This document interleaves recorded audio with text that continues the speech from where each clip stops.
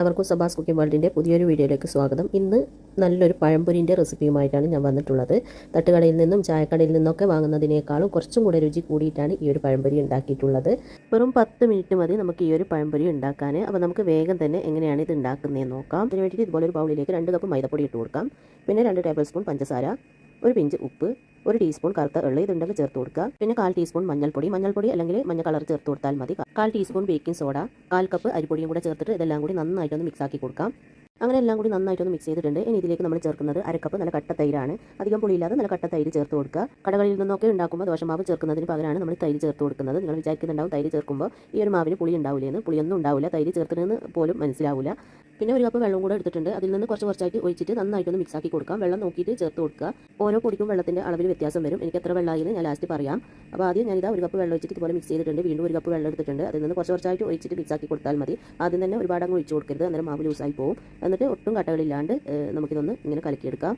അങ്ങനെ ഇതാ നന്നായിട്ട് കലക്കി എടുത്തിട്ടുണ്ട്. ഒട്ടും കട്ടകളില്ലാണ്ട് ഇതാ ബാറ്റർ ഇവിടെ റെഡി ആക്കിയിട്ടുണ്ട്. ഇതാണ് ബാറ്ററിൻ്റെ കൺസിസ്റ്റൻസി. ഞാൻ 2 കപ്പ് വെള്ളവും എടുത്തിന്. അപ്പോൾ ഒരു 1/4 കപ്പ് വെള്ളം ബാക്കിയുണ്ട്.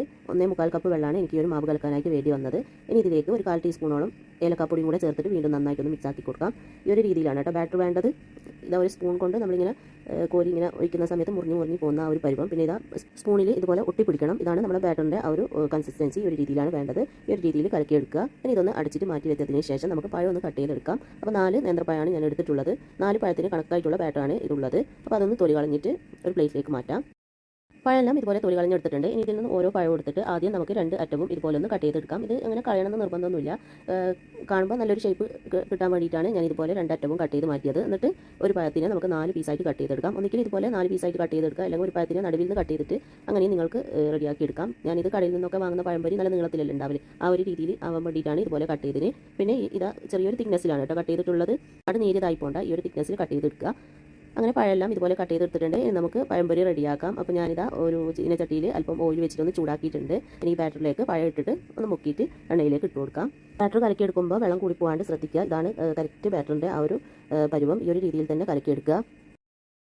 അങ്ങനെ ഇതുപോലെ എണ്ണയിൽ ഇട്ട് കൊടുത്തിട്ടുണ്ട്. ഇനി നമുക്ക് തീ ഒരു മീഡിയം ഫ്ലെയിമിൽ വെച്ചിട്ട് തിരിച്ച് മറിച്ച് വിട്ടിട്ട് ഇത് ഒരു ഗോൾഡൻ ബ്രൗൺ കളറാകുന്നത് വരെ ഫ്രൈ ആക്കി എടുക്കാം.